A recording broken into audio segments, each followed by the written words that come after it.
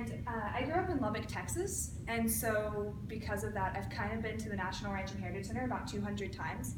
But for somebody who grew up in a really huge history nerd family like I did, that really just wasn't enough. So my parents would load my twin sisters and I up in the car and take us all over the country, places like Washington, D.C., Newport, Rhode Island, Philadelphia, New York City, all sorts of places.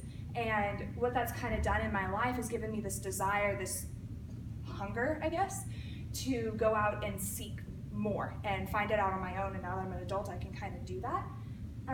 And that all kind of started when I was 8 years old and my parents took us to Washington, D.C. for the first time, which sounds kind of crazy. They loaded up an 8-year-old and twin 5-year-olds up in a car for a 2-day drive. But I was the biggest patriot ever. I was gonna be the president, so of course I had to go tour the White House because I was gonna live there someday. And I also had to go visit Ford's Theater because that's where my favorite president was assassinated.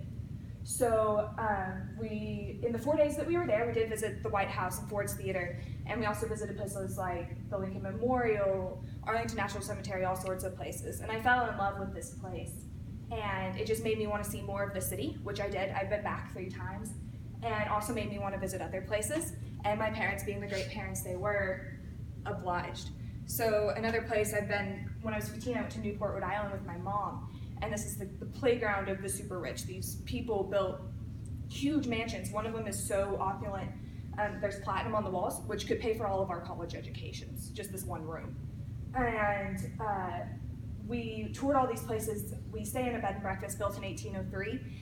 And we took my family back the next year because we loved it so much. And we just kind of immerse ourselves in the history of this old little town that is older than America. And we loved it so much we went back again 2 months ago in July. And we never go anywhere once somehow. So we've also been to Philadelphia twice, first when I was 11 and again when I was 13. It's called the City of Brotherly Love. We kind of disagree with that, but that's another story. What we do love is the historical district of the city. We've been to Independence Hall, the Liberty Bell, who's right across the street. Dolly Madison's house before she married James Madison with her first husband is there. And Eastern State Penitentiary, one of the most haunted prisons in America, also housed Al Capone for a while.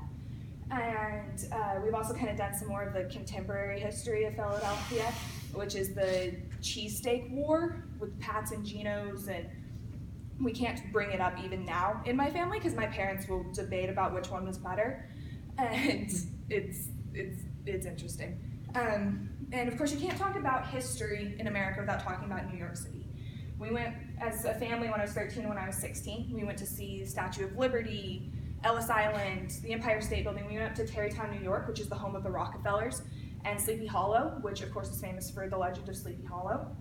And so when I went back by myself 2 months ago, that I kind of wanted to continue that, to go find something that I hadn't seen. So I almost took a subway the wrong direction, but I made it to Trinity Church, which is one of the oldest churches and one of the oldest cemeteries in New York City.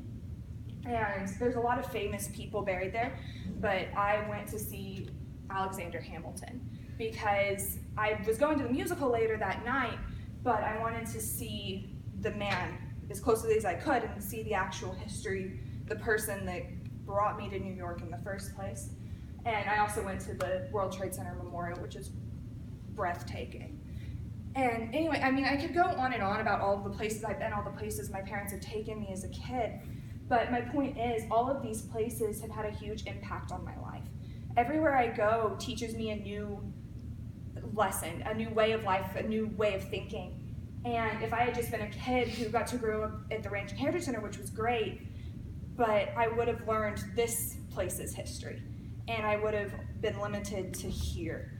And having the opportunity to go to all of these places and see all of these different things has given me a completely just different perspective on life. And that's been really important to me because I just know that I wouldn't be the same person I am today without it.